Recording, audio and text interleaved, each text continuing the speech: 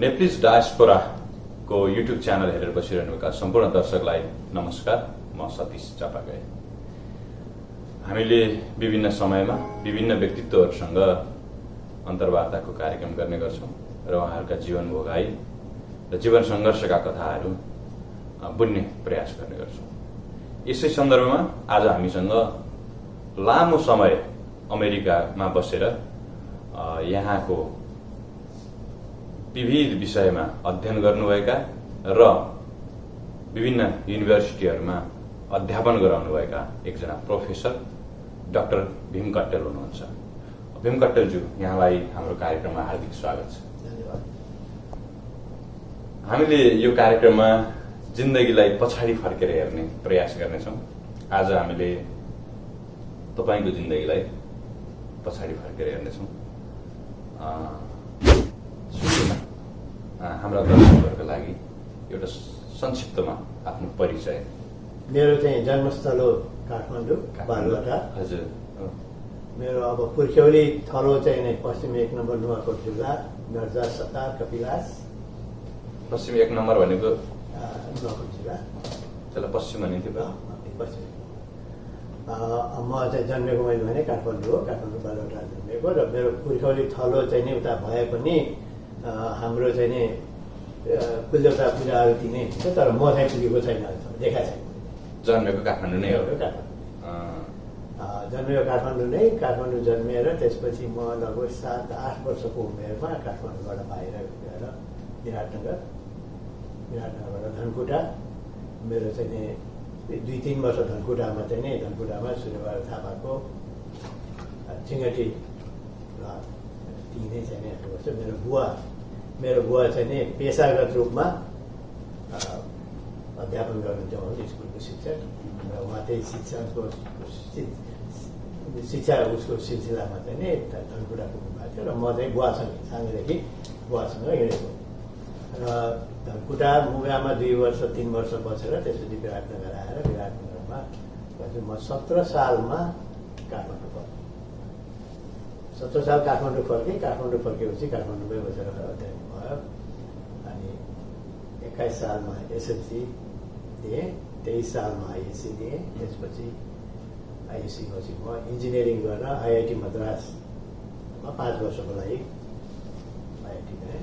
Mechanical इन्जिनियरिङमा under graduate सकेर फर्केर आएर तत्कालीन सिपालु सरकारमा लगभग 20 वर्ष सेवा गरेर त्यसपछि पुनः चाहिँ थप अध्ययनको लागि भनेर अमेरिकामा मास्टर्स गर्नु भनेर आएँ म 1992मा आएँ। 94मा मास्टर्स सकेँ इन्डस्ट्रियल इन्जिनियरिङमा, इन्डस्ट्रियल एन्ड म्यानेजमेन्ट इन्जिनियरिङ थियो। अनि त्यसपछि 97को एन्ड 98को चाहिँ उसमा चाहिँ नि इन्डस्ट्रियल इन्जिनियरिङमा पिएचडी सकेर त्यसपछि सुरुवात मेरो चाहिँ नि जागिरको क्रम 1 वर्ष म चाहिँ नि पहिलो जागिर सिन्सिनाटीमा 1 वर्ष चाहिँ इन्सुरेन्स कम्पनीमा काम गरेँ। त्यसपछि डेनभर गएँ। डेनभरमा 2-2.5 वर्ष कन्सल्टिङ कम्पनीमा काम गरेँ। अनि त्यसपछि मोर्गन स्टेट युनिभर्सिटी बाल्टिमोरमा चाहिँ अध्यापनको सिलसिलामा यहाँ चाहिँ जागिर पाएर यता मुभ गरेँ र 2001देखि अहिलेसम्म 17 वर्षको साइकल 17 वर्ष पुरा 17 वर्ष मोर्गन स्टेट युनिभर्सिटीमा प्राध्यापन गरी अहिले चाहिँ हालसालै म रिटायरमेन्ट लिएर अब पुनः फेरि किनभने मेरो चाहिँ आफ्नो घर जस्तो मेरो छोराछोरी सबै परिवार चाहिँ डेनभरमा भयो हुनाले पुनः डेनभरै घर फर्किने हिसाबमा हजुर तयारी। त्यति बेला मेरो बुवा भन्दा पनि मेरो बुवा पनि काठमाडौँमै जन्मे। मेरो हजुरबुवा चाहिँ नि हजुरबुवा 10 वर्षको उमेरमा नुवाकोटबाट काठमाडौँ आएर त्यो बेलादेखि हामी काठमाडौँमा बालुवाटारमै त्यो बेलादेखि बस्यौँ। के सिलसिलामा आउनु के तपाईँको कामको सिलसिला जागिर त्यो बेलामा नुवाकोट जिल्लामा पहाडमा चाहिँ नि वास्तवमा चाहिँ नि पढाइको अवसर पनि थिएन र चाहिँ नि अब कामको पनि चाहिँ नभए हुनाले अब काठमाडौँ चाहिँ राजधानीमा पढाइ र चाहिँ नि काम दुवैको चाहिँ सिलसिलामा 150 वर्ष अगाडि कुरा होला। त्यति बेला पनि देशमा गाउँबाट जारी थियो त्यो जारी रहेछ होइन बजारहरूमा जाने क्रम जसरी आज हामी नेपाल छोडेर विदेश जान्छौँ यो हामी सिक्वेन्स बुझ्न खोजेको त्यसपछि काठमाडौँमा जन्मिनुभयो कति धनकुटा गयौँ भन्नु भएन कस्तो थियो काठमाडौँ तपाईँले जान्दा तपाईँ कति वर्षकोमा काठमाडौँ छोड्नुभयो पहिला सुरुमा कस्तो थियो धनकुटा जाने बेलामा काठमाडौँमा अब त्यो बेलाको काठमाडौँ भन्नु न अब कति साल हुन्थ्यो 13 साल 14 सालको कुरा 2014 सालमा काठमाडौँमा के थियो त भने 2-4 गाडी थियो होला त्यो पनि खास चाहिँ नै सम्झिँदैन यातायातको त्यस्तै थियो बाटो थियो अब बाटो चाहिँ त त्यही सानो हो भने मेरै घरमा चाहिँ नि जाने चाहिँ नि बाटो चाहिँ नि पहिले काँडाको घारीको उसबाट सानो गोरेटो जस्तो जान्थ्यो जुन कि अब बालुवाटार भनेको अहिलेको काठमाडौँको चाहिँ नि सेन्टर होइन त्यो ठाउँमा त्यो बेलामा काँडाको घारीबाट हुन्थ्यो र साँझमा बत्ती बलेपछि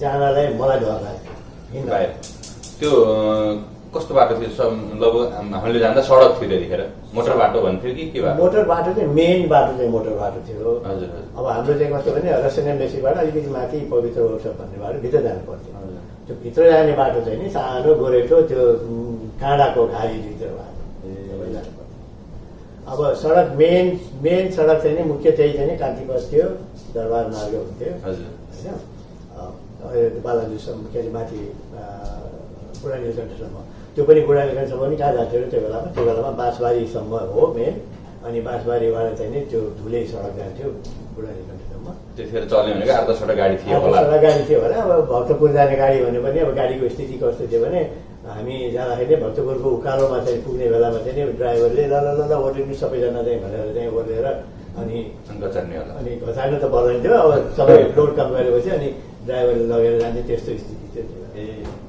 अब त्यो बेलामा र अब पूर्व जाँदाखेरि म त धनकुटा भने नि विराटनगर जाँदाखेरि त्यो बेलामा पूर्व पश्चिम राजमार्ग थिएन हामी जान पर्थ्यो यताबाट रक्सौल भएर होइन अम्लेखगञ्जसम्म बस चल्थ्यो काठमाडौँबाट अम्लेखगञ्जबाट रक्सौलसम्म ट्रेन थियो अनि ट्रेनबाट रक्सौल भएर चाहिँ नि उता गएर चाहिँ जोगबनी पुग्नु पऱ्यो जोगबनीबाट विराटनगर जोगबनी नाकाबाट फेरि नेपाल भित्रिने त्यो किसिमको बाटो चाहिँ नै पहिले बिचमा त्यो पूर्व पश्चिम राजमार्गको कुनै रूपरेखा थिए पनि थिएन त्यो त हामी धेरै पछि चाहिँ नै बन्यो पूर्व पश्चिम राजमार्ग भन्ने कन्सेप्ट त लगभग भनौँ एसएलसी पास गरिसकेपछि आइएससी पास गरिसकेपछि पुरा पास काठमाडौँमै फर्क्यो एकपटक तपाईँको बाल्यकाल हामीलाई बुझ्नु मन लाग्यो कस्तो परिवारमा जन्मिनु भएको थियो मध्यम वर्गीय परिवार हजुरबा काम गर्न काठमाडौँ आएको हजुरबा काठमाडौँ आएको त्यसपछि अब मेरो बुवा चाहिँ नै इलाहाबादबाट पढेर मेरो बुवा चाहिँ के पढ्यो संस्कृतमा ज्योतिषाचार्य गरेर अनि त्यसपछि नेपालमा आएर इङ्ग्लिस पनि त्यो अनि जागिर गर्नुहुन्थ्यो सरकारी जागिर सरकारी जागिर छैन उहाँको चाहिँ स्कुलमै हेडमास्टर अनि विराटनगरमा सरकारी जागिर भएन त्यो स्कुलमा हेडमास्टर त्यो सरकारी गाडी बनिन भनेको प्राइभेट मान्छेहरूले पैसा दिएर अहिले जस्तै उसमा चाहिँ नि कोइराला परिवारहरूले चाहिँ नि उ गरेर खोलेको स्कुल थियो सिमसिम पानी पछ्यौरी भिजायो फेरि उनकै मायाले भिजायो चिसो चिसो हावा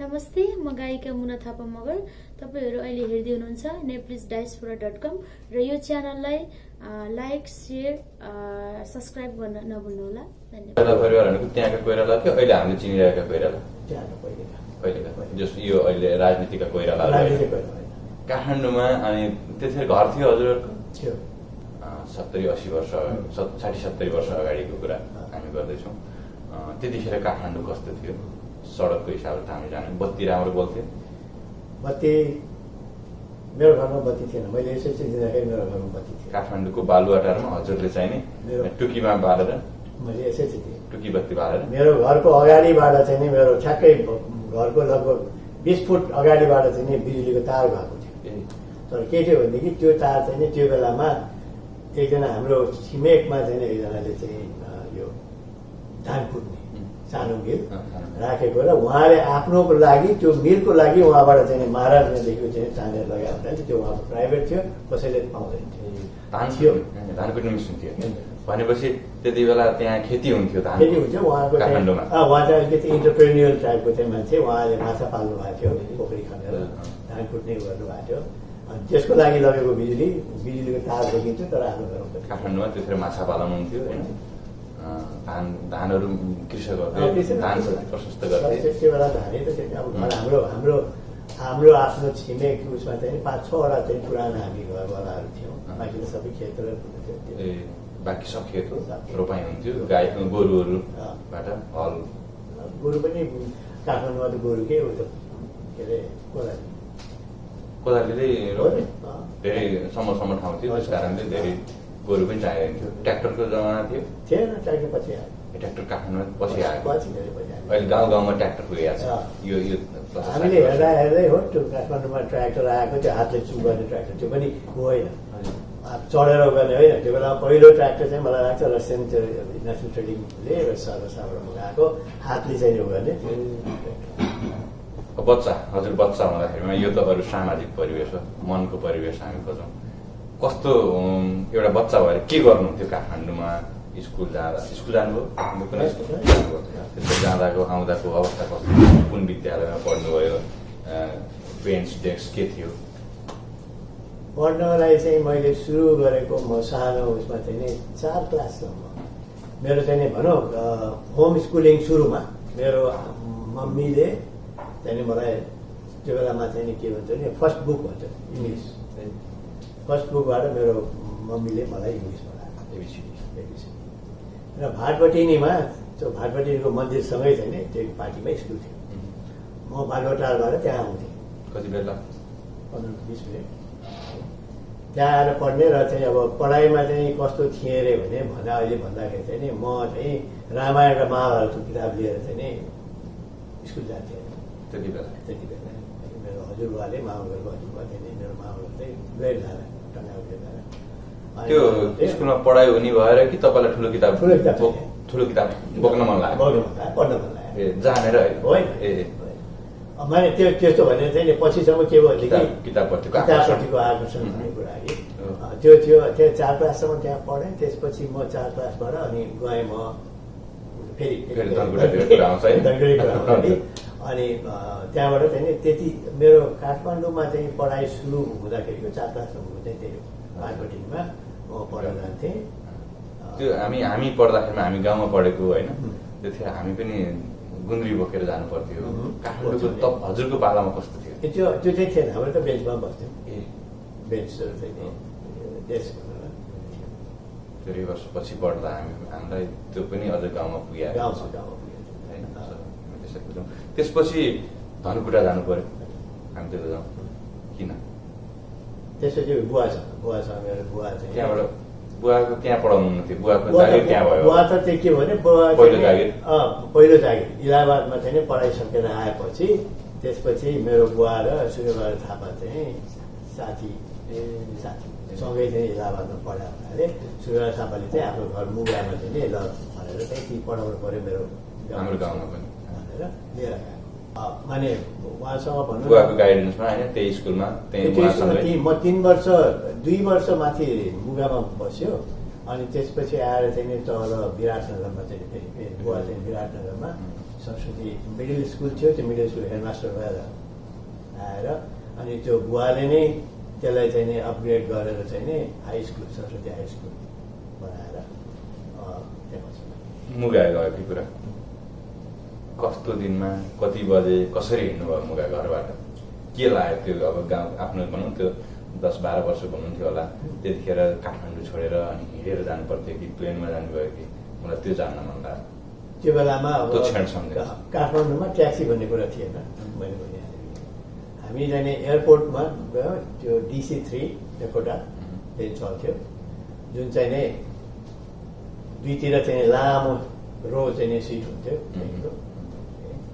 अनि त्यो हामी चाहिँ नि बालुवाटारबाट भरियालाई सामान बोकाएर त्यहाँबाट सिधै चाबेल हुँदै चाहिँ नि पशुपति हुँदै चाहिँ हामी एयरपोर्टमा खरपनमा सामान राखेर चाहिँ नि लाग्यो चाहिँ अनि उहाँ हामी कहाँ गएर प्लेन रोक्यो विराटनगर पहिलोचोटि प्लेन चढा कस्तो भयो विराटनगरसम्म पुग्दा खास चाहिँ नि त्यस्तो केही फिल भयो त्यो सम्झनामा आउँछ है माने त्यस्तो चाहिँ नि भनौँ न विराटनगर प्लेन चढ्दाखेरिको अब त्यो एक्साइटमेन्ट त छँदै थियो है तर पनि के भनेदेखि हुन्छ नि यहाँ प्लेन चढ्दाखेरि चाहिँ नि के न चाहिँ नि भए जस्तो चाहिँ फिल भएन त्यो अनि धनकुटा पुग्नुभयो त्यहाँबाट विराटनगरबाट धरान त्यो बेलामा त्यहाँबाट कसरी गइन्थ्यो धरानसम्म जोगबनीबाट धरान सडक थियो मोटर जान्थ्यो जोगबनीसम्म रेल आउँथ्यो जोगबनीसम्म रेल आउँथ्यो तर मतलब त्यही नै मात्रै विराटनगर गएँ अनि विराटनगरबाट धरान बसमा अनि धरानबाट चाहिँ नि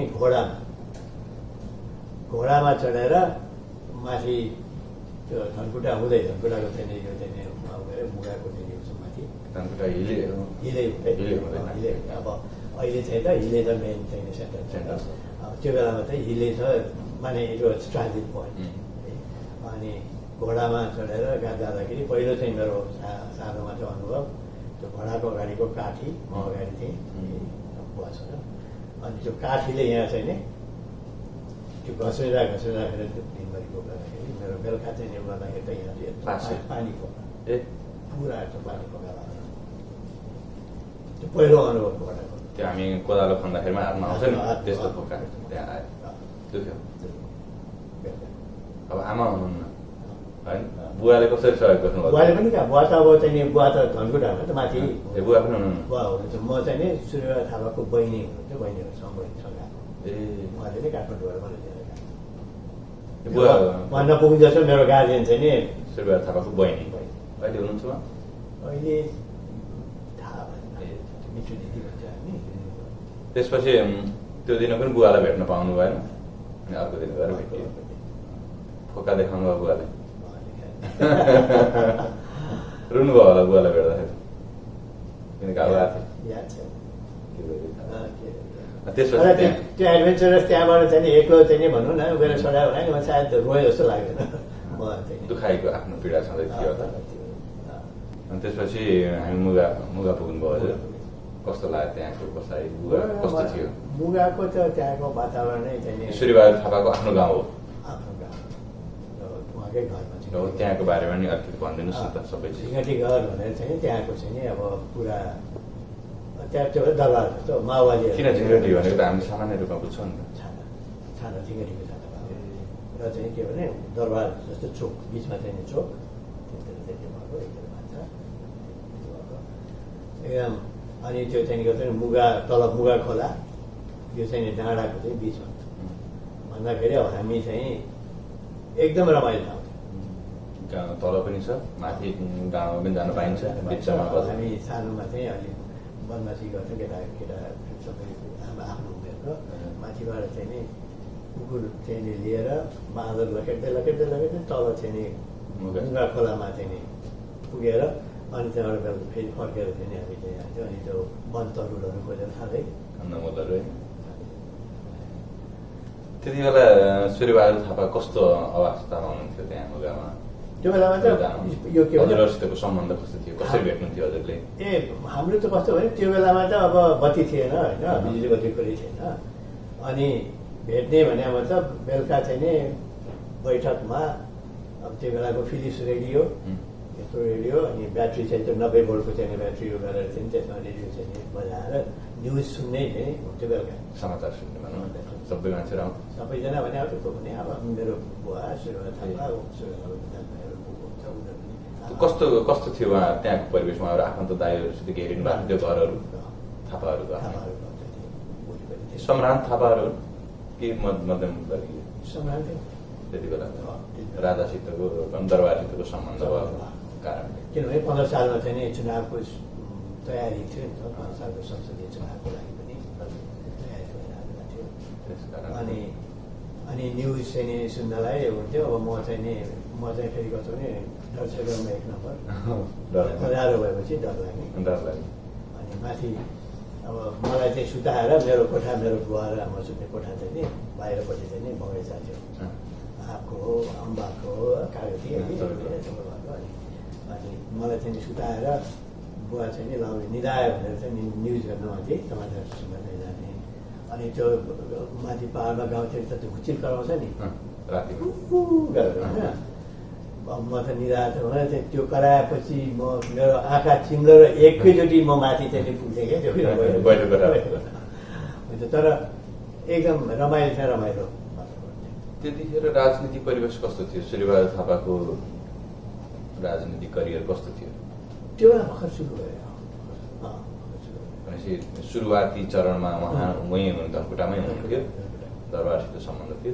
15 सालको चुनावमा त्यो बेलामा उहाँले चाहिँ नि राजा महेन्द्रको भ्रमण थियो त्यहाँ, अनि अब राजालाई चाहिँ नि गिफ्ट दिने भनेर चितुवाको चाहिँ नि डमरू लिएर आएको थियो। त्यसपछि झरेर विराटनगर आएपछि विराटनगरमा सरस्वती मिडल स्कुलमा बुवा हेडमास्टर, म त्यही स्कुलमा पढ्थेँ। 15, 16, 17 सालको फागुनमा चैतमा हामी चाहिँ विराटनगरबाट काठमाडौँ गयौँ। 17 साल क्विन एलिजाबेथको भ्रमण, नेपाल भ्रमण गरेर चाहिँ नि क्विन एलिजाबेथको बेलायती बैठक भएर चाहिँ नि डिनर खाएर फर्किँदाखेरि रानीपुरले छेउमा बस्दाखेरि हामी अमृतबाट राति 11 बजे बसबाट ओर्लेर त्यहीँ क्विन एलिजाबेथलाई हेरेको। एउटा ऐतिहासिक मोमेन्ट। हजुर त्यसपछि आएर काठमाडौँ पढ्नुहोस् फेरि? 7 क्लासमा काठमाडौँमा आएर कुन स्कुल?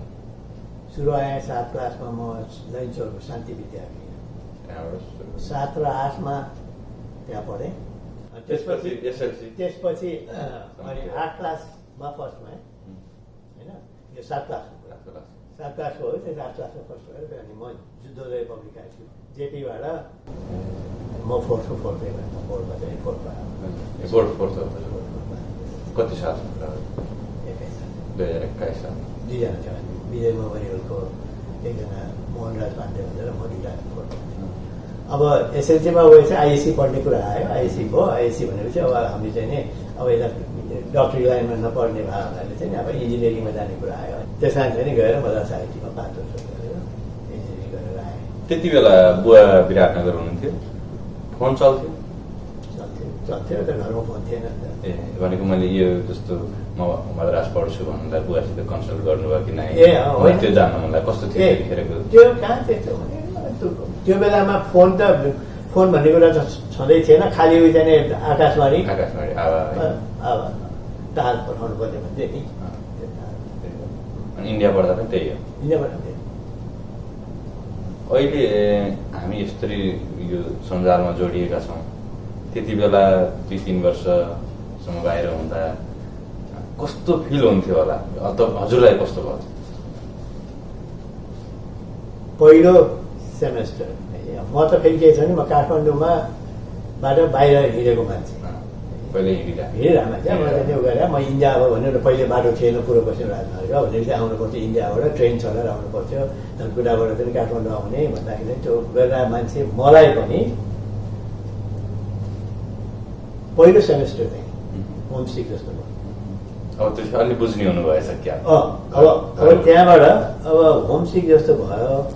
अनि हामी चाहिँ कस्तो हुन्थ्यो भने म कोलोमो प्लान टेक्निकलको टिसिएस कोलोमो प्लान भनेर त्यो स्कलरसिपमा इन्डिया गएको हो।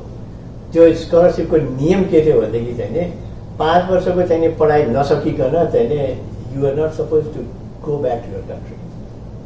5 वर्ष पढाइ सकेर मात्रै त्यो गएको थाहा पायो भनेदेखि त्यो गएको पिरियडको चाहिँ नि स्कलरसिप जुन चाहिँ छात्रवृत्ति पैसा चाहिँ कटाउने भन्ने नियम थियो। भेट्न आउनु पाउँथ्यो घरको मान्छे? घरको मान्छे अब हामीलाई भेट्ने इन्डियामा आएर भेट्ने कुरा चाहिँ पाउँथ्यो, तर हामी नेपाल जान नपाउने। त्यो कति सहज थियो त्यतिखेर घरको मान्छे भेट्न आउने? आमा बुवा भाइ बहिनी? सहज हुन्थ्यो। इन्डियामा त के ट्रेन छँदै थियो, ट्रेनमै खर्चिलो कति भनौँ त्यतिखेरको त्यो मध्यम परिवार? खर्चिलो त थियो। हामी कोलम्बो प्लानमा इन्डिया पढ्न गएको कुरासम्म हामी छौँ।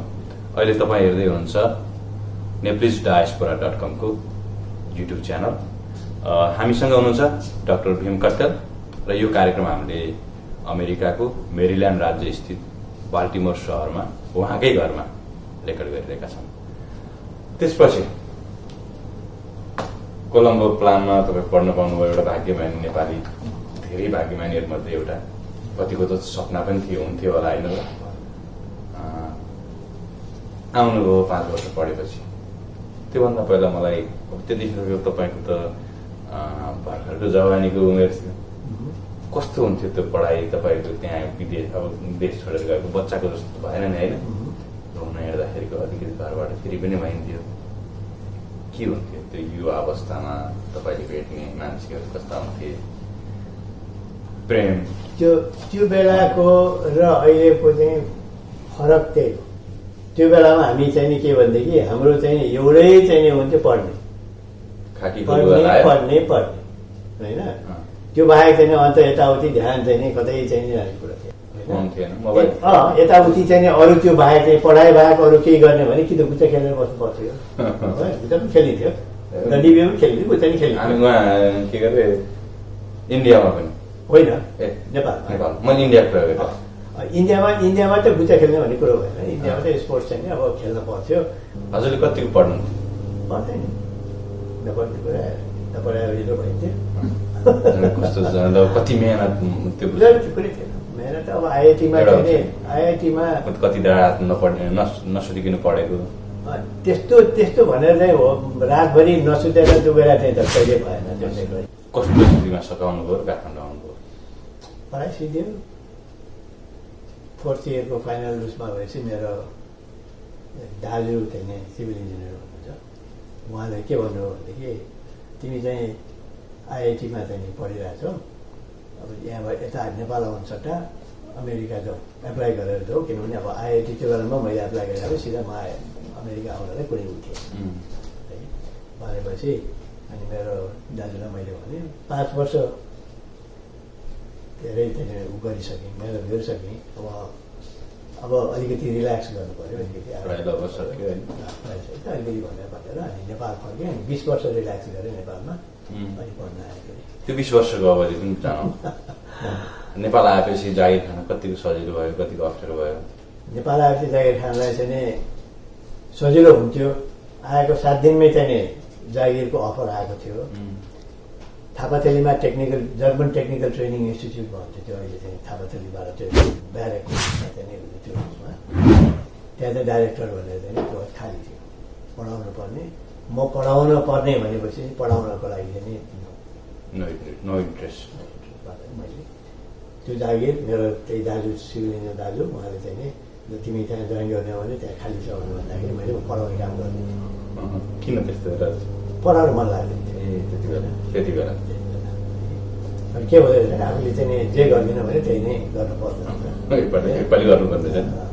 त्यसरी चाहिँ त्यो भने 7 दिनमा पाएको जागिर मैले नगरेर म 2 महिना 3 महिना जागिर खोजेर भने अनइम्प्लोइड रहेँ भन्नु। त्यसपछि जागिर खाइयो। नेपाल सरकारमै चाहिँ अहिले यो जुन हाम्रो Tribhuvan international airport extension international बन्दै थियो, अब त्यो प्रोजेक्टमा जागिर सुरु गरेँ। सुरुमा जागिरको क्रममा रगत तातो हुँदो रहेछ। यङ मान्छे काम गर्न मन लाग्थ्यो तर केही घुस खान मन लाग्थ्यो। अब प्रोजेक्टमा के हुन्छ भने अब प्रोजेक्टमा त अब प्रोजेक्ट इन्चार्जहरू फर्स्ट क्लास अफिसरहरू भएछ, उनीहरू त त्यही गर्दा गर्दै हुन्छ। काम गर्न चाहिँ बडो गाह्रो, किनभने उनीहरूले घुस खाने काम आफूले गर्नुपर्ने, क्वालिटीको कामहरू नचाहिने काम गर्नु पर्दाखेरि चाहिँ नगरेपछि फेरि के भने त्यो बेलामा एक्लो मान्छे बाउको भन्दा भने भात पाकिहाल्छ नि, केही भन्ने चाहिने पनि हुँदो रहेछ क्या। पढाइको अलिकति आफ्नो क्वालिफाई छँदैछु भन्ने थियो। अनि त्यो भएर चाहिँ नि त्यहाँ धेरै टिक्न सकेन। त्यहाँ 15 महिना काम गरेँ।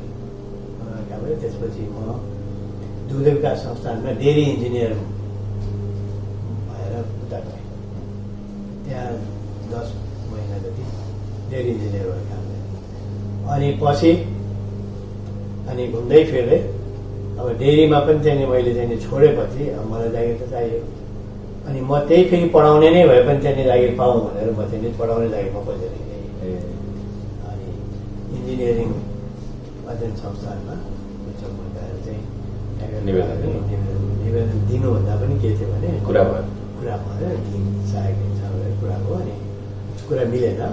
त्यतिकै चाहिँ यो भयो त्यहाँ पछि भएर त्यो जागिर जानु परेन अनि म श्रीमान सरकारमा जागिरमा आएँ त्यसपछि भनौँ न 17.5 वर्ष श्रम लेबर डिपार्टमेन्ट अन्तर्गत नेपालमा विभिन्न ठाउँमा चाहिँ श्रम कार्यालयहरूमा चाहिँ सुरुवात हुँदै 17.5 वर्ष काम गरेँ अनि त्यसपछि अमेरिका त्यसका विभिन्न जिल्ला कहाँ जानुभयो सर्टकटमा नेपालगञ्ज बसेँ त्यसपछि वीरगञ्ज सरुवा भयो वीरगञ्ज बसेँ वीरगञ्जबाट भैरवा सरुवा भयो भैरवाबाट फेरि वीरगञ्ज सरुवा भयो फेरि वीरगञ्जबाट म अनि भद्रपुर झापा भयो झापाबाट त्यहाँबाट फेरि काठमाडौँ सरुवा भयो काठमाडौँबाट त्यहाँबाट प्रमोसन भएपछि मेरो बुटवल भयो लगभग 5वटै अफिस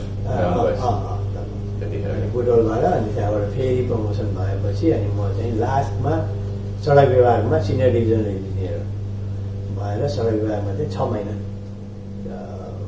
काम गरेँ अनि त्यसपछि लागेँ त्यति बिचमा विवाह कहिले भयो त्यो बिचमा विवाह चाहिँ फसादको पऱ्यो त लगभग नेपालगञ्ज जब मैले सरकारको जागेँ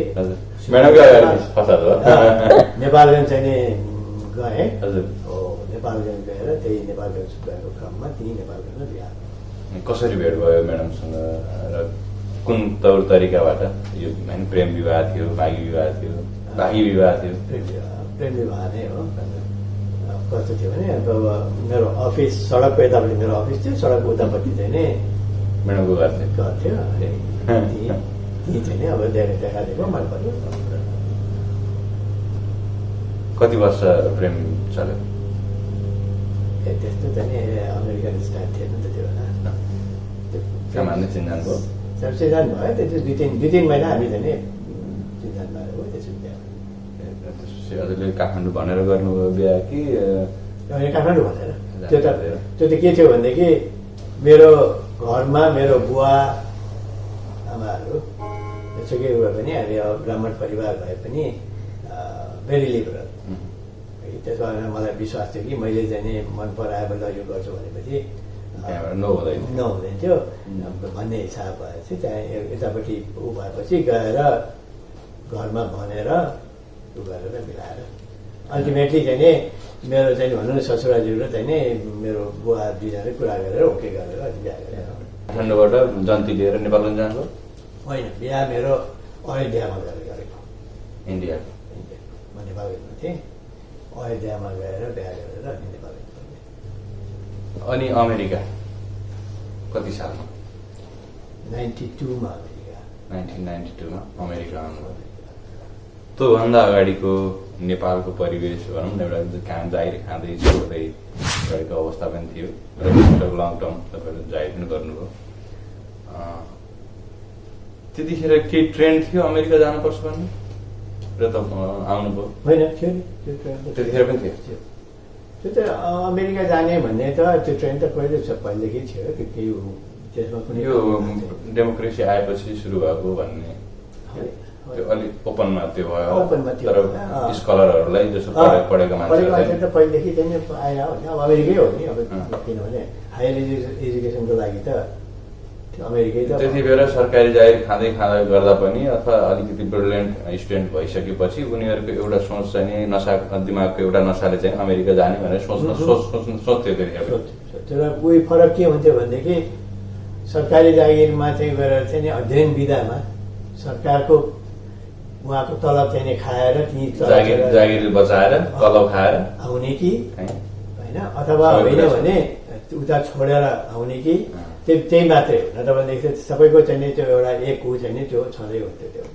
अमेरिका भनेपछि त्यतिखेर पनि थियो हजुर कुन हिसाबले आउनुभयो त्यति बेला अमेरिका 92 मा हजुर म त आउनलाई त पहिलेदेखि ट्राई गरे हो के भने जागिरको क्रममा म 14 वर्ष काठमाडौँबाट बाहिर नै काठमाडौँमा जागिर उसमा चाहिँ नि अब आफ्नो मान्छे चाहिने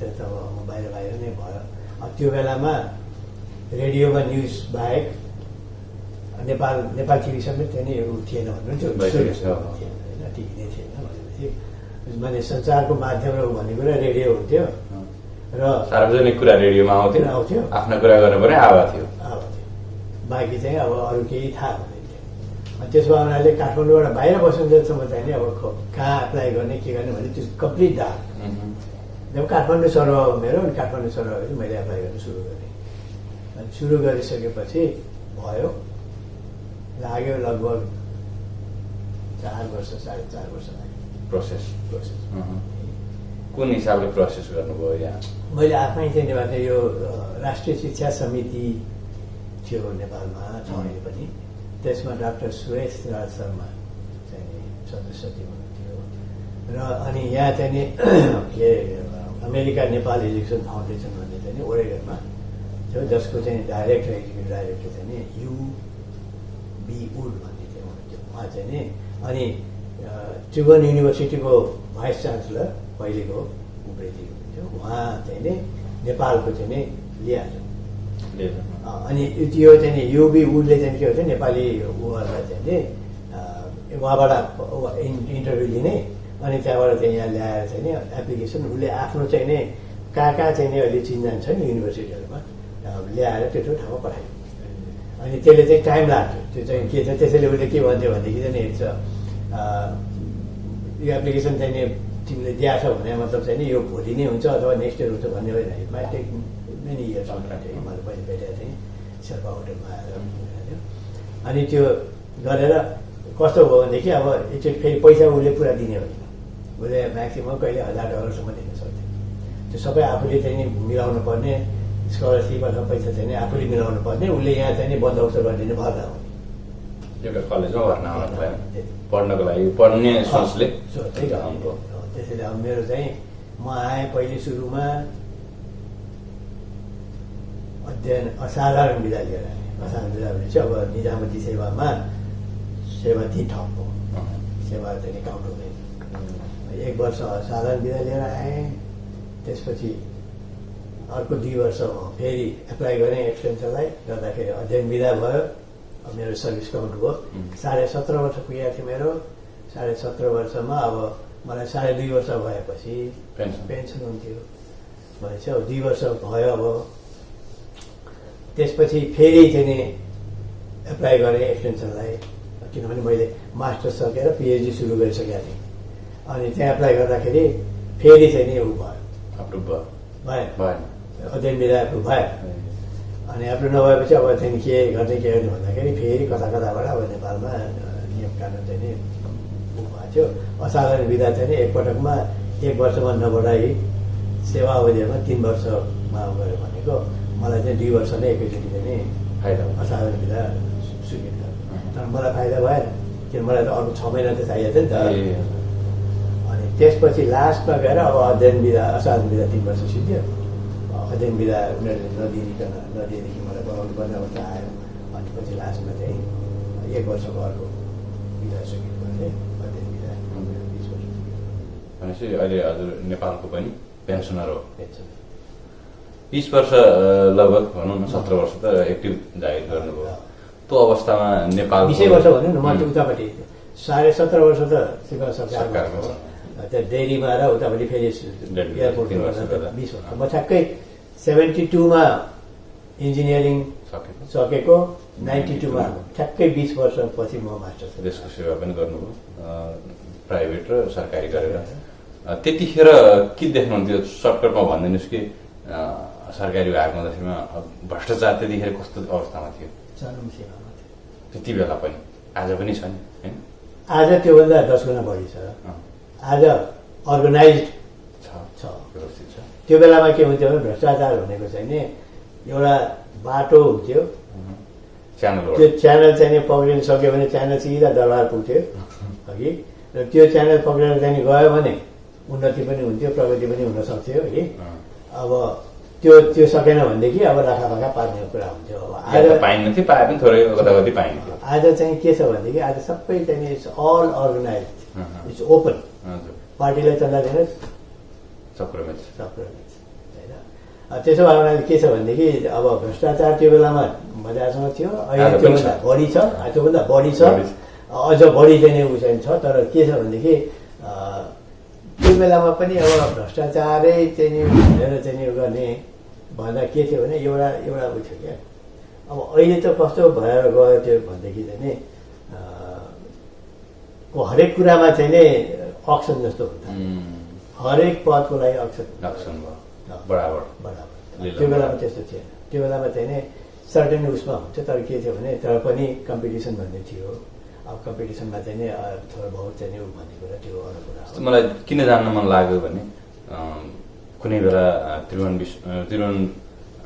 विमानस्थलमा जागिर खाँदाखेरिमा घुस खानु पर्यो भनेर तपाईँले जागिर पनि छोड्नु भयो।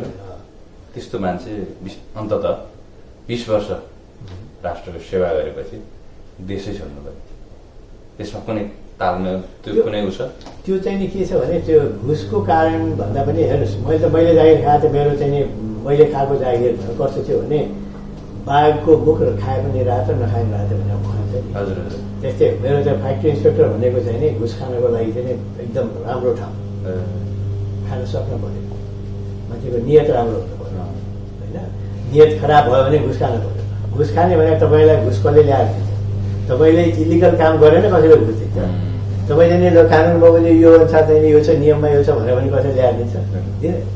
त्यस कारण चाहिँ अब त्यो कुन लाइनमा कताबाट हिँड्यो भन्ने कुरा चाहिँ हो र अब त्यसमा चाहिँ अब म कहाँ थिएँ भन्ने कुरा चाहिँ नि त्यो त रेकर्ड चाहिँ नेपालमा गएर बुझ्यो भने थाहा हुन्छ म कहाँ छु होइन। त्यस कारण त्यो भन्दा पनि मलाई त्यतापट्टिबाट चाहिँ नि होइन कि त्यो फ्रस्ट्रेसनले होइन, त्यो फ्रस्ट्रेसन खान नपाएको अथवा प्रगति नभएको त्यो होइन। कुन स्टेजमा आइपुगेँ त म भनेदेखि प्रमोसनको क्रममा 4वटा चाहिँ नि फर्स्ट क्लास चाहिँ नि मेकानिकल इन्जिनियर थिए सीमा सरकारमा। अनि 4जनामा चाहिँ नि अब तल चाहिँ नि उम्मेदवारहरू 4मा पोस्ट चाहिँ नि प्रमोसन हुनको लागि 16जना थियो। 16मा म 16औं थिएँ, जुनियर मोस्ट।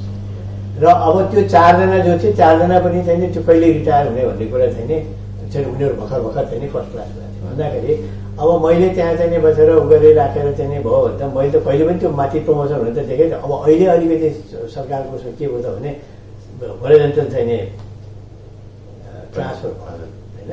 त्यस कारण म इन्जिनियर भएर मेकानिकल इन्जिनियर सडक विभागबाट चाहिँ नि म अर्को ठाउँमा चाहिँ नि म सचिवमा जान सक्छु अहिले। त्यो बेलामा त्यो थिएन। मेरो त मेकानिकल इन्जिनियर मेकानिकल समूह भनेपछि त्योभन्दा बढ्ता थिएन। 4वटा सिटमा त्यसमा हुनाले के भन्छ स्ट्याग्नेन्ट उसमा पुग्यो भनेपछि चाहिँ नि अब अलिकति उसको लागि त पढ्न पनि। Namaste, my name is Nagma Shrestha and I come to you from the top of the world, Nepal. अहिले तपाईहरु हेर्दै हुनुहुन्छ Nepalese diaspora. अमेरिका आउने बेलामा हजुरको पारिवारिक अवस्था कस्तो थियो बिहा भइसकेपछि बच्चाहरु? मेरो चाहिँ नि के मेरो एउटा छोरा एउटा छोरी। मेरो छोराले एसएलसी ठ्याक्क पास गरेको थियो, फर्स्ट डिभिजन पास गरेको थियो। छोरी 9 क्लासमा पढ्दै थिए। अनि मेरो छोरालाई चाहिँ मेरो बहिनी डेनभरमा चाहिँ पहिले आए, उसले स्पोन्सर गरेर उसले चाहिँ मेरो छोरालाई चाहिँ उयो गरेर छोरा यहाँ आएर हाई स्कुल गऱ्यो। अनि बाउ छोरा हामी सँगै आएको। मेरो यता युनिभर्सिटीमा भर्ना भयो। अनि छोराको चाहिँ नि हाई स्कुलमा बहिनीले गरेर हुनाले बहिनी त्योभन्दा पहिले आइसक्नु? मैले बिहा गरेर पहिले आएँ। अब त्यति बेला अमेरिका आउनु भनेको कस्तो के हुन्थ्यो सोसियली? अनि एउटा मान्छेको आफ्नै हिसाबले हेर्दाखेरि विदेश जाने पलायन हुने हाम्रो बेलासम्म भनौँ 92सम्म उसमा त वास्तवमा चाहिँ किनभने अहिलेको जस्तो अवसर हो। किनभनेदेखि अब जो पाएमा आउन पाउँथ्यो। अब हायर एजुकेसनको लागि मात्र आएको थियो भनेपछि जो आयो त्यो बेलासम्म त्यो बेला पैसामा आउँदाखेरि जो आयो त्यो सबै त पढ्नको लागि आयो। अमेरिका पढ्नको लागि आउनुभयो? कति वर्ष पढ्नुभयो? 5 वर्ष 4-5 वर्ष डेनभरमा होइन, मोन्टाना स्टेट युनिभर्सिटीमा मास्टर्स गरेँ। त्यहाँबाट उचिटा स्टेट युनिभर्सिटी क्यान्ससमा पिएचडी 2 वर्ष त्यहाँ अनि 7 वर्ष जस्तो उचिटामा मास्टर डिग्री गरेपछि सक्नुभयो पढाइसिक्यो। त्यसपछि इन्सुरेन्स कम्पनीमा सिन्सिनाटी भन्नु होइन? पहिलो लाग्यो इन्सुरेन्स कम्पनी सिन्सिनाटी 1 वर्ष। त्यहाँबाट यहाँसम्म होइन अब उहाँ पनि हाक्नु लगेको किसिमको भइसक्यो मान्छे फेरि सुरु इन्सुरेन्स कम्पनीमा गर्दा कस्तो लाग्यो? गाह्रो चाहिँ इन्सुरेन्स कम्पनीमा भन्दा त त्यो त जागिर खानु त खाएपछि त मजा भइहाल्यो नि। पढ्न दुःख।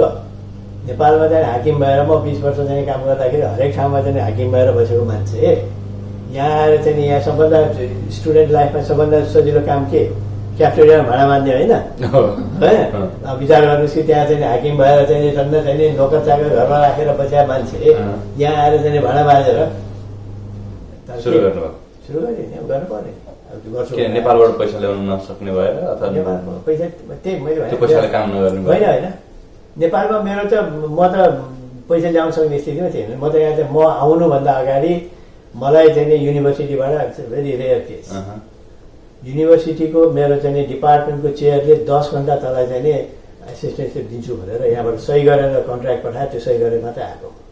त्यो मतलब पैसा थिएन म आफ्नो पैसाले आउनु यत्रो वर्ष जागिरी खाएको त्यस्तो अवस्थाको देश त्यही अघि नै मैले भने नियतको कुरा मैले पैसा कमाउने हो भने मैले कमाउन सक्थेँ। तर के भने त्यो मजदुरहरूको चाहिँ पेट काटेर मैले पैसा कमाउनु पर्थ्यो। मेरो उसले त्यो कुरा दिँदैन। त्यसपछि डिग्री पढ्दै गर्दाखेरिमा क्याफेटेरियामा काम गर्नुभयो? मैले भाडा मात्र चाहिँ परेन लकी के भने म ढिलो भयो अनि गएर चाहिँ नि अब त भोलिदेखि त गयो पढाइ सुरु हुने भयो अब कहाँ भनेर गएर चाहिँ नि क्याफेटेरियामा गएँ। भाडा त मान्छेलाई पनि खोज्नु पऱ्यो। जाँदाखेरि मेरो क्लास र चाहिँ नि त्यहाँको चाहिँ नि ओपन स्लट थियो त्यो चाहिँ नि कन्ट्रीको भएपछि अनि त्यहाँको म्यानेजरले चाहिँ नि बेकरीमा युनिभर्सिटीको बेकरीमा म त्यहाँ चाहिँ फोन गरिदिन्छु त्यहाँ खोजिरहेको छ। त्यहाँ गएँ त्यहाँ गएपछि त्यहाँ खाली रहेछ पाउरोटी बनाएँ कुकिज बनाएँ डोनट्स बनाएँ सबै बनाएँ 2 वर्ष त्यो चाहिँ गरेँ। तर अब खाएको जुठो भाडा चाहिँ नि मान्न तयार थिएँ तर मार्नु परेन। त्यसपछि अनि अमेरिकन ड्रिम अमेरिकन लाइफ सबै त्यसपछि अब त्यो पढाइसकेपछि त अब भनौँ हाम्रो मेरो पढाइको उसमा चाहिँ नि धेरै पैसाको चाहिँ मद्दत गरे मेरो श्रीमती त्यति बेला उहाँ पनि आउनुभयो सँगै 3 महिनापछि आयो। ए आउनुभयो। त्यसपछि उहाँले काम गर्नु लाग्नु? त्यसपछि उसले चाहिँ नि अब कागजदारी गरेर मैले मेरो उसमा चाहिँ नि भनौँ न मैले पिएचडी गर्दाखेरि पनि चाहिँ मैले डक्टरल फेलोसिप पाउँथेँ तर चाहिँ त्यो पैसा त्यति सफिसियन्ट थिएन नि। त्यसमा चाहिँ नि सपोर्ट मेरो पढाइ कम्प्लिट गरेर पछि चाहिँ सपोर्ट गर्न चाहिँ श्रीमती भएको छ। त्यसपछि अब हामी विभिन्न चरणमा गरे अन्ततः तपाईँ मोर्गन स्टेट युनिभर्सिटीमा प्रोफेसरका रूपमा आउनुभयो र त्यहाँ कति वर्ष काम गर्नुभयो? 17 वर्ष। अर्को 17 वर्ष यो स्टेट युनिभर्सिटीमा मेरील्यान्डको बाल्टिमोरमा पढाउनुभयो। के विषय पढाउनुभयो? म इन्डस्ट्रियल इन्जिनियर। मेरो चाहिँ एक्सपर्टिज चाहिँ अर्गोनोमिक्स एन्ड ह्युमन फ्याक्टर्स र ergonomics human factors industrial engineering कोर्समा चाहिँ अब engineering statistics probability statistics ergonomics industrial safety and health project management धेरै सेक्टरहरू धेरै छन्। इन्जिनियरिङ इकोनोमिक्स त्यो इन्जिनियरिङ पढाइ यहाँ चाहिँ अलिकति तालमेल मिल्यो। धेरै सहयोग पनि भयो तपाईँले आइआइटीमा पढेको त्यो त तर के हुँदो रहेछ भने म चाहिँ एउटा कुरा चाहिँ नि भन्न चाहन्छु अब जसले हेरेर उहाँ स्टुडेन्ट है सबैलाई किनभने आएर चाहिँ नि मलाई चाहिँ नि धेरै पढ्न गाह्रो छ एकदम पढ्न यस्तो गाह्रो भन्नुहुन्छ। अमेरिकामा सबभन्दा ठुलो चाहिँ नि अपर्च्युनिटी नै त्यही पढ्नु। यहाँ चाहिँ के छ भने मैले चाहिँ नि यदि इन्डियामा मैले एप्लाई गरेर पनि मैले भर्ना पनि पाउने थिएन उमेरको हिसाबले। किनभने उमेरको हिसाबले इन्डियामा 35 वर्ष जस्तो उसमा चाहिँ नि भएपछि त्यहाँ एप्लिकेसन दिँदैन। आई ओपनिङ कुरा छ नि यो ठाउँमा उमेरको हद छैन। पढ्न इच्छा छ र पढ्न सक्ने म गर्छु भन्ने हो भनेदेखि चाहिँ नि you can do anything you want. Gut feeling भित्रबाट आउनु पर्यो लाग्नु पर्यो केही वर्ष बिताउन सक्नु पर्यो केही पैसा चाहिँ नि मैले कमाउन सक्दिनँ होला ऋण लिनु पर्ला भनेर आफूलाई भित्रबाट कन्भिन्स गर्नु पर्यो। त्यो चाहिँ नि के छ भने पैसाको कुरा त अब त्यो पर्सनल भयो। तर के छ भने म गर्छु भन्ने हो भने यो ठाउँमा मैले पिएचडी गर्दाखेरि चाहिँ नि एकजना मेरो साथीले त्यसले पढाउँथ्यो एउटा अटो क्याब अनि एकजना बुढा मान्छे आउँथे अनि आएर चाहिँ नि ऊ चाहिँ नि कहिलेकाहीँ म मद्दत गरिदिन्थेँ मेरो साथी हुँदैन थियो है के क्यान आई हेल्प यु भनेर भन्दाखेरि अनि एक दिन चाहिँ मैले सोधेँ अब if you don't mind can you tell me how old are you भन्दाखेरि उसले 80 वर्ष हो यु आर 80 years old अनि मैले चाहिँ भनेदेखि 80 years old and what the heck you are doing भन्दाखेरि उसले के भन्यो भनेदेखि उसलाई कोलोन क्यान्सर कि के क्यान्सर रहेछ अब चाहिँ डक्टरले के भनेको छ भने त आफूलाई बिजी राखिनस् भनेदेखि त चाँडो मर्छ भने हुनाले अब ऊ बिचरा चाहिँ नि त्यो भएर क्लास आफूलाई इन्गेज गराएर अब त्यो भयो भने उसलाई चाहिँ यति बिजी हुन्थ्यो कि भने नि अब 80 वर्षको मान्छे क्लास लिन चाहिँ यहाँ आउँछ भने त्यो अपर्च्युनिटी छ यहाँ क्या त्यसो भएर चाहिँ गर्छु भन्ने हो भनेदेखि र चाहिँ लाग्ने हो भनेदेखि चाहिँ म त्यसैले भन्छु लुक एट मी म उदाहरण हो नेपालमा हैन पढाइ सकेर हाकिम भएर बसेको मान्छे हाकिम भएर बसेको मान्छे फेरि स्टार्ट गर्नुभयो आफ्नो पढाइलाई त्यसमा चाहिँ यो देशको चाहिँ गर्छु भनेर भन्ने हो भनेदेखि कुनै बाधा अवचन छैन गर्छु भन्ने चाहिँ एउटा भित्रबाट आउँछ अनि अब खुसीको कुरा दुःखको कुरा अब अमेरिकामा आएर 17 पढाइ गरेर अनि 17 वर्ष जागिर खाएर पनि अब जिन्दगी मजामा जिउने भनेर आफ्नो प्रोफेसनबाट रिटायर हुनुभयो हालसालै माने प्राध्यापनको उसबाट भनौँ अब प्रोफेसनैबाट रिटायर भयो त्यो प्राध्यापन किन गर्नुभयो यो के थियो हस्बेन्ड रिटायरमेन्ट उमेरको कारण पनि हो प्लस चाहिँ अब के छ भने हाम्रो चाहिँ टेन्योरसिप हुन्छ है यता प्रोफेसर उसमा चाहिँ टेन्योरसिप चाहिँ नै हो त्यो अब उमेरको हिसाबले पनि मैले अब चाहिँ किनभने सबै केटाकेटी ड्राइभर भन्छ नि अब कति टाढा बसेर राख्ने भन्ने हिसाबले चाहिँ अनि मैले टेन्योर उसमा एप्लाई गरेँ अहिले हजुरको सबै परिवार चाहिँ डेनभरमा मेरो छोरा छोरी मेरो बहिनी मेरो चाहिँ अरू चाहिँ छ बहिनीका चाहिँ नाता मेरो चाहिँ श्रीमतीको तर्फबाट चाहिँ जेठानको छोराछोरी शारदाको छोराछोरी सबै छ ठुलो परिवार त्यहाँ छ नेपालमा भन्दा धेरै हुनुहुन्छ जस्तो लाग्छ धेरै नै होला सबै अहिले दसैँ तिहार यहाँ मनाउनु पर्यो भने हजुरहरू डेनभर जानुहुन्छ कि उहाँबाट यहाँ आउनुहुन्छ त्यसैले चाहिँ के हो त भने त्यसैले पनि जानु लाग्दैन दसैँ भन्यो यहाँ चाहिँ कहाँ दसैँ हामी दुईजनामा हुन्छौँ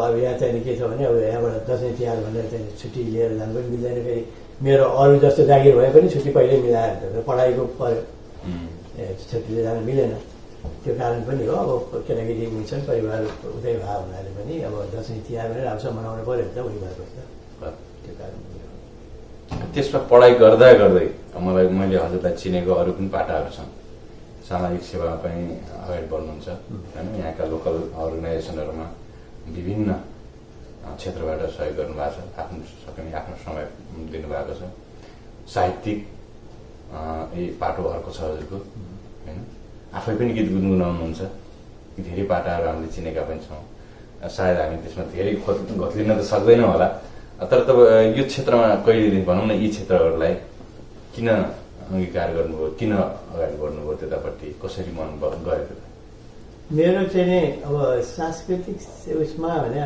गायनको क्षेत्रमा म आइएससी पढ्दादेखि नै चाहिँ म गाना गाउँथेँ स्पेसली नारायण गोपाल र मेरो चाहिँ नि पेन्टिङ र चाहिँ नि उसको क्षेत्रमा म चाहिँ नि भनौँ 4 क्लासमा जुन विराटनगरमा म पढ्थेँ त्यो बेलादेखि नै चाहिँ नि म चाहिँ नि स्केच गर्ने र पेन्टिङ गर्ने मैले नजानेको म त उतापट्टि कोठामा चाहिँ 2टा पेन्टिङ सुनिरहेको छ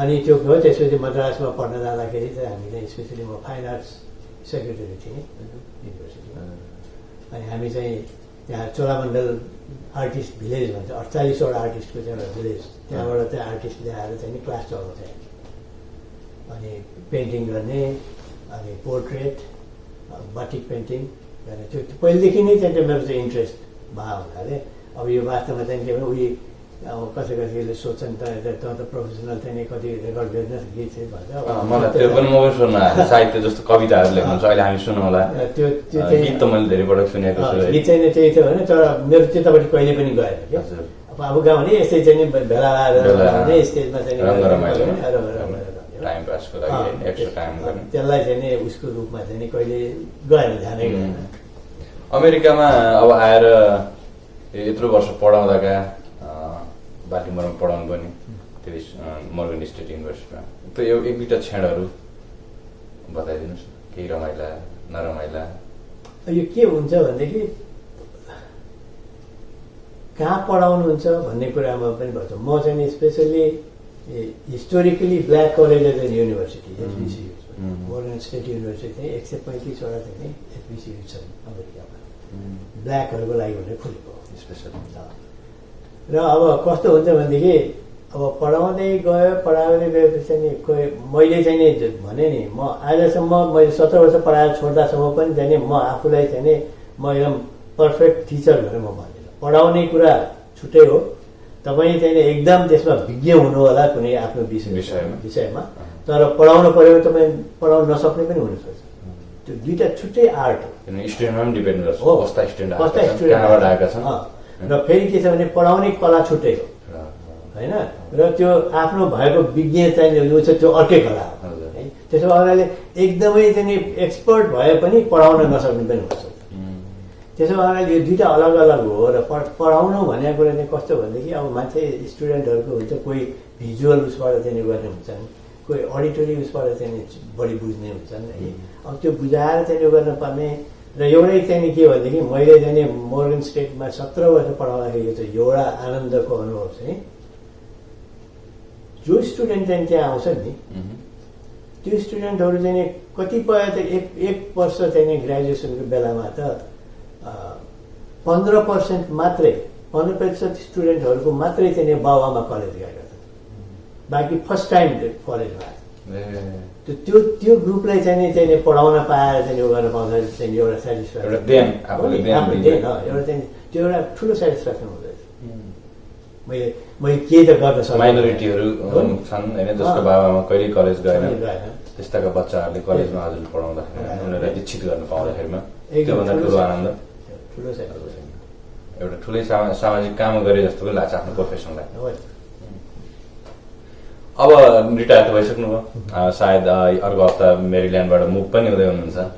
हामी अहिले इन्टरभ्यू गरिरहेको यो ठाउँ, यो घर छोडेर होइन, एउटा भावुक पनि भइरहेको हुनु होला बेला बेलामा। कस्तो लाग्छ बुढाबुढी कुरा गर्दा? होइन, यहाँ चाहिँ हाम्रो के छ भने बाल्टिमोरमा यो सेकेन्ड फ्यामिली भइसक्यो हाम्रो। हामी यति क्लोज छौँ, यति क्लोज गएर छौँ कि जान त वास्तवमा चाहिँ हामीले धेरै मिस गर्छौँ गएपछि। अब धेरै कुरो यहाँ चाहिँ यो चाहिँ जुन चाहिँ एउटा फ्यामिली बनिसकेको छ, ती क्लोज नेटवर्क चाहिँ भइसकेको छ, त्यो चाहिँ धेरै मिस गर्छौँ। तर के छ भने अब यो जिन्दगीको चाहिँ यो अर्को चाहिँ फेज हो, अब गर्नैपर्छ। तर के छ भने हामीले धेरै नै चाहिँ वास्तवमा मिस गर्छौँ यो ठाउँलाई। यहाँबाट धेरै पाउनु पनि भएको छ धेरै चाहिँ भने यति चाहिँ सद्भावना, यति मित्रता, यति चाहिँ पाएको छ, हामीले माया प्रेम पाएको छौँ यहाँबाट, त्यो त बयान गरेर साध्य छैन। अब बाँकी जिन्दगी होइन, अब भइसकेपछि अरू अब बाँकी अब परिवारसित बस्दै हुनुहुन्छ, प्लस के कतातिर जाने? अब त प्रोफेसनमा फेरि अर्को जागिर खोज्ने त कुरा छैन होला, जागिर पनि खोज्नुहुन्छ? जागिर खोज्ने भनेर अब त्यो छैन, पार्ट टाइम छैन, अब फुल टाइम हो। अब इङ्गेज त हुनु पर्यो, किनभने अघि नै मैले भनिहालेँ नि, इङ्गेज 80 वर्ष भनेर चाहिँ अब सर्ट हुँदैन। अब मेरो आफ्नो चाहिँ नि एउटा बाँकी रहेका केही थातिरहेका कामहरू हुन छ। मेरो आफ्नो भनौँ न, जस्तो भनौँ म अब म्युजिकमा इन्ट्रेस्ट छ, म गाना गाउँछु। अब त्यहाँ गएर यहाँ चाहिँ हाम्रो भजनको चाहिँ नि उस तपाईँलाई थाहा छ। अब त्यस्तै त्यहाँ चाहिँ कुनै ग्रुप चाहिँ उयो गर्ने, त्यसपछि म्युजिकमा आफ्नो चाहिँ इन्ट्रेस्ट छ, त्यसमा उयो गर्ने। पेन्टिङ फेरि चाहिँ म गर्छु, किनकि फेरि केही गीतहरू हजुरको रचनामा कसैले गीत गाएको हामीले सुन्न सक्छौँ? सकिएला काममा गरौँ। कविताहरूको कुनै पुस्तकहरू निस्किने सम्भव छ?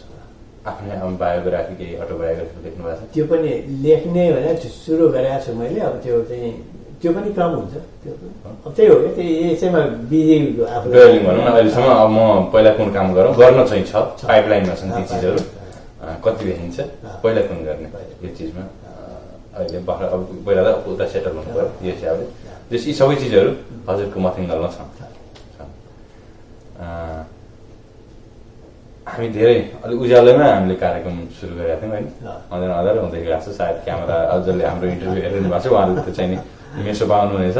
तर सोध्न धेरै कुरा छन्, किनभने एउटा जिन्दगी सोध्ने कुरा हो। सायद हजुरले पनि आज धेरै कुराहरू फ्ल्यासब्याकमा जानुभयो जस्तो मलाई लागेको छ।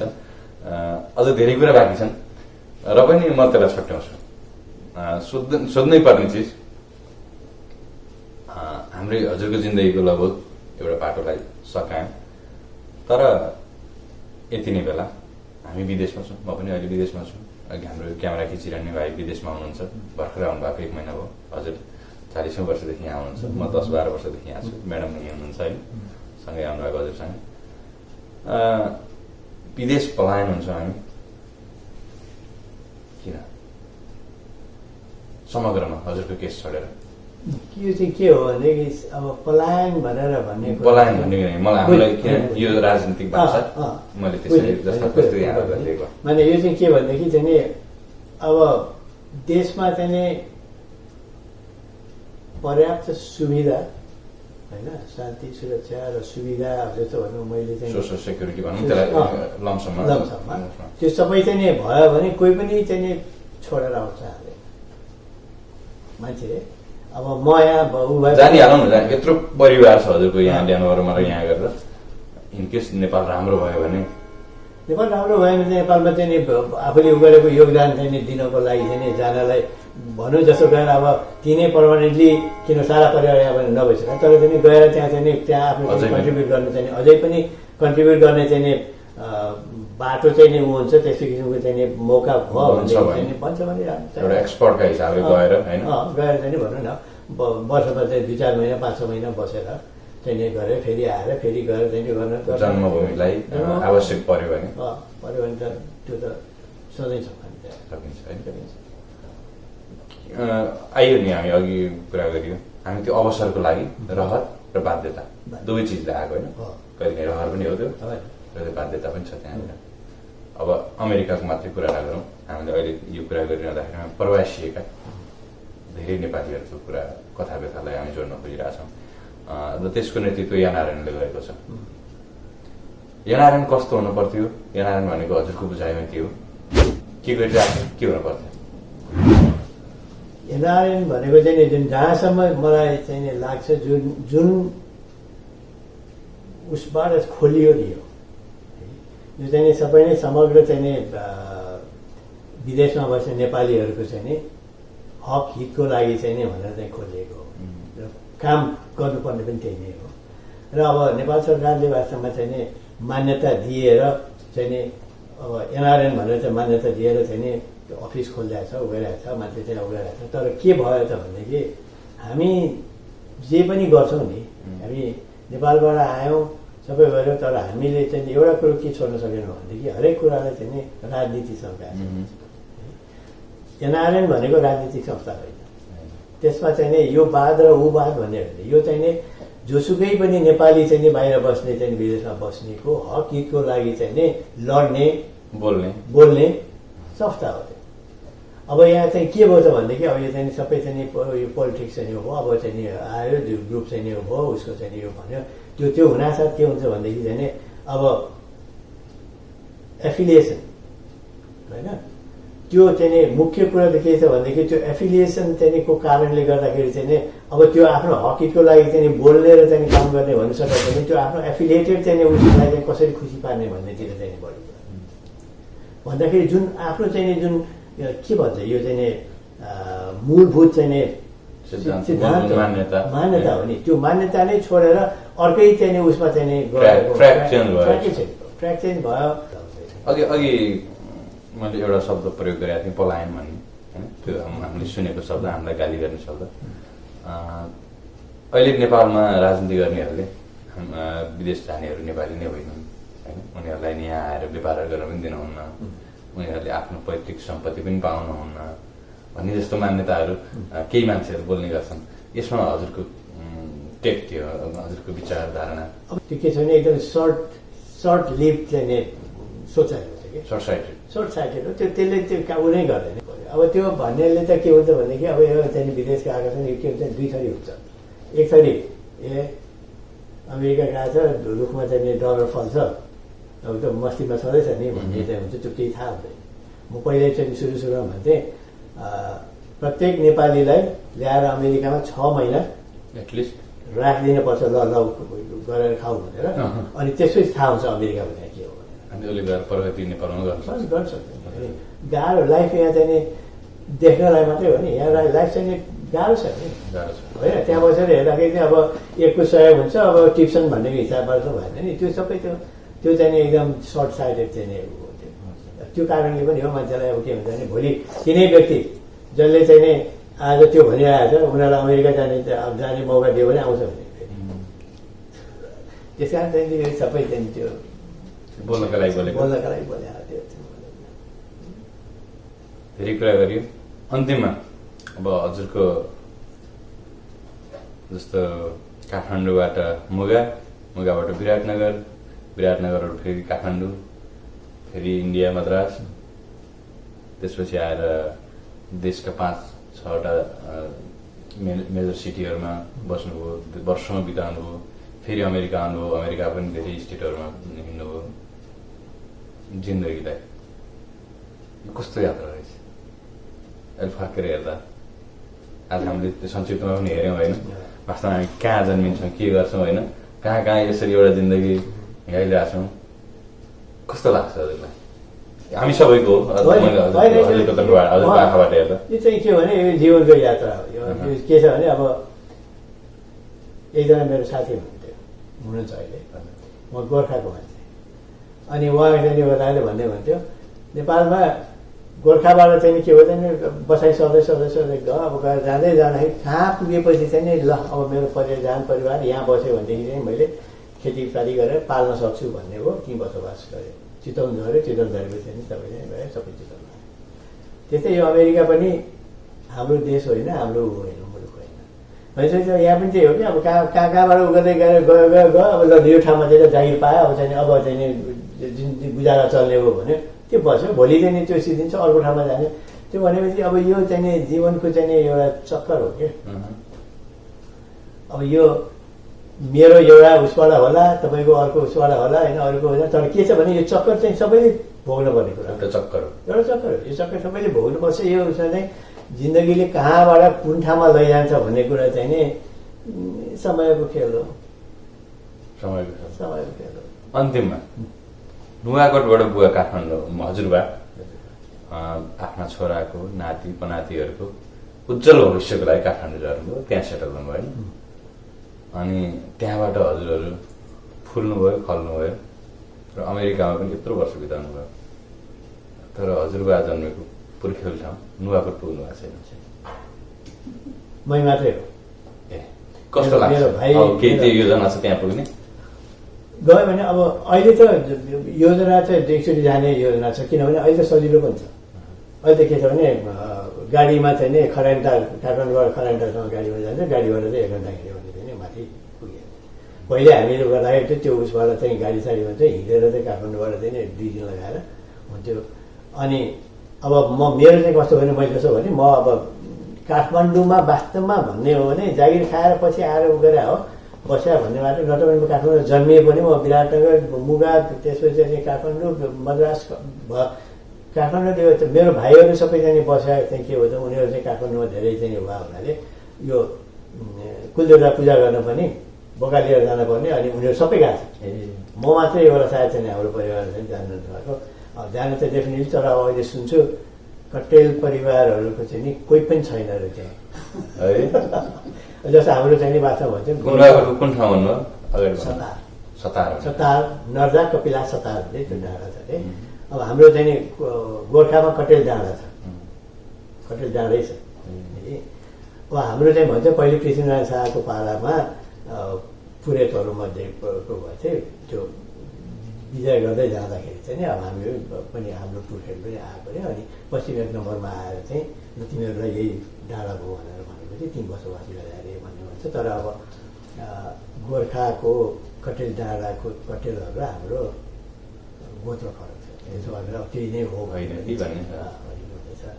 त्यसैले चाहिँ अब यो कहाँबाट कहाँ पुगिन्छ कसले चाहिँ यो गर्छ त्यस्तै अब बुवा हजुर बुवा चाहिँ 10 वर्ष भएर आएको होइन त्यसपछि भयो हजुरका यी तमाम कामहरू गीतदेखिका साहित्यिक कामहरू बाँकी हुँदै गर्दा मलाई 2टा कुरा सोध्न मन लाग्यो अब एकपटक काठमाडौँमा केही गर्न मन छ कि र आफ्नो हजुरबा जन्मेको त्यहाँबाट हजुरको सपना देखेर त्यहाँबाट सपना देखेर हिँड्नुभयो त्यहाँ गएर केही गर्न मन छ कि के छ केही सोच्नुहुन्छ कहिले काहीँ जिन्दगीमा त्यस्तो भने केही पर्टिकुलर चाहिँ यही नै गर्छु भन्ने त गरिरहेको छैन तर कस्तो भनेदेखि अब मलाई गर्न मन लाग्ने भनेको हामी आफ्नो अब ऊभन्दा पनि हामी कति 2012मा हामी मुक्तिनाथ गयो काठमाडौँ गएर मुक्तिनाथ जाँदाखेरि बिचमा चाहिँ नि त्यो जोमसोमदेखि यतापट्टि चाहिँ एउटा कस्तो नाम त्यो कागबेन त मुक्तिनाथ जोमसोमभन्दा नि उता यतै जोमसानभन्दा यतापट्टि जोमसोम र बेनीको लगभग बिचमा चाहिँ त्यो ठाउँमा चाहिँ त्यो चाहिँ टुरिस्टहरूको चाहिँ नि त्यो हब क्या त्यो अनि त्यहाँ चाहिँ एउटा स्कुल देख्यो त्यहाँ तातो पानीवाला तातो पानी भन्दा अझै माथि मैले ठ्याक्कै लेतेमा त्यहाँ चाहिँ गएर हामी चाहिँ फर्किँदाखेरि के भयो भने त्यहाँ चाहिँ पहिरो गएर चाहिँ भयो भनेर हामीले रात त्यहाँ बस्नु पर्यो त्यहाँबाट चाहिँ एउटा स्कुल त्यहाँ बनाएको थियो त्यो स्कुलको चाहिँ गएर त्यो सबै चाहिँ पैसा लगाएको रहेछ डेनमार्कको एकजना चाहिँ टुरिस्ट आएर चाहिँ त्यहाँ लगायो भनेर अनि बाहिरपट्टि चाहिँ एउटा चाहिँ धुपीको बोटलो रहेछ अनि उसको चाहिँ एउटा मूर्ति के त्यो शालिग जस्तो यसो बनायो अनि सोधेँ मैले के भनेँ भने त्यो ठाउँमा जम्मा 150जना चाहिँ स्टुडेन्ट छ विद्यार्थीहरू अब त्यो ठाउँमा चाहिँ पैसावालाहरू चाहिँ त्यहाँ कोही पनि बस्दैन काठमाडौँ गइहाल्छ पढ्नुलाई अथवा अन्दै जान होइन अब त्यस्तो ठाउँमा चाहिँ होस्टेल बनाएको छ होस्टेल चलाएको छ केटाकेटीहरूको लागि चाहिँ भनेर चाहिँ बेबी सिटिङ उसको लागि बेबी केयर डे केयर जस्तो चाहिँ भयो अनि त्यो देखेर मलाई चाहिँ एकदम यस्तो चाहिँ भयो अनि मैले त्यहाँ भने ल म केटाकेटीको लागि खाजा भनेर 1 लाख रुपियाँ म चाहिँ नि भनेर त्यो चाहिँ मैले प्रमिस गरेर आएँ यहाँ आएँ मैले फन्ड रेज गरेँ आफ्नै कतै गरेँ आफ्नै आफन्तहरूसँग चाहिँ फन्ड गरेँ मैले $1250 मैले पठाइदिएँ तर के भयो त भने त्यसको चाहिँ नि मैले फिडब्याक पाएँ पैसा गयो पैसा बुझाएको चाहिँ नै सम्भव भयो त्यसपछि अब त्यो के भयो पैसा पनि पैसा हिनामिना भएको पनि होइन पैसा चाहिँ पाउनुपर्ने ठाउँमा पुग्यो पनि तर के छ भने अब त्यो पैसालाई कसरी सदुपयोग गरे के भन्ने कुराको चाहिँ मलाई त चाहियो नि मैले अब त्यस्तो कुरामा चाहिँ गएर भनौँ न गर्ने गएर देख्दाखेरि चाहिँ हुन्छ अब हामीले यहाँबाट चाहिँ $200 दियो भनेदेखि त्यहाँ त ठुलो रकम भयो नि त एउटा विद्यार्थीलाई चाहिँ छात्रवृत्तिको हुन्छ होइन अब त्यस्तो गर्न सकिन्छ क्या त्यस्तो चाहिँ मा अब तर के छ भने अब भर पर्दो माथि पाउने गाह्रो काम हुन्छ तिनीहरू खुसी भएको आफूले देख्न पाइन्छ पैसा गएकोसँग थाहा हुन्छ त्यसको आउटकम चाहिँ अब यहाँ त्यहाँ अब त्यसै पनि सुनिन्छ यसरी चाहिँ पैसा खाइदियो अरे भन्छन् यसो भन्दैन भन्छ अनि डर लाग्छ यहाँका नाम चलेकै संस्थाले खाइदिन्छन् है यो कार्यक्रममा आएर यति कुराहरू गऱ्यौँ हामीले लगभग 1.5 घन्टा जति कस्तो फिल गर्नुभयो मलाई रमाइलो लाग्यो यो वास्तवमा सही हो अब मैले जुन कुरा भने मेरो जीवन यात्राको सन्दर्भमा जुन कुरो भने अब त्यस सबैलाई लागू हुन सक्दैन र अब कुनै लागू हुने कुराहरू चाहिँ छ भनेदेखि चाहिँ त्यसबाट चाहिँ कसैले चाहिँ त्यसबाट उद्धृत गरेर चाहिँ इन्सपिरेसन जस्तो पाउन सक्यो भने मैले यो 1.5 घन्टा चाहिँ उहाँ के मध्येको 5 मिनट चाहिँ कसैले गर्न सक्यो भने चाहिँ आफूलाई चाहिँ सफल भएको ठान्छु यो समय हामीलाई दिनुभयो र तपाईँले जुन समय हामीलाई दिनुभयो त्यसको लागि पनि धेरै धेरै धन्यवाद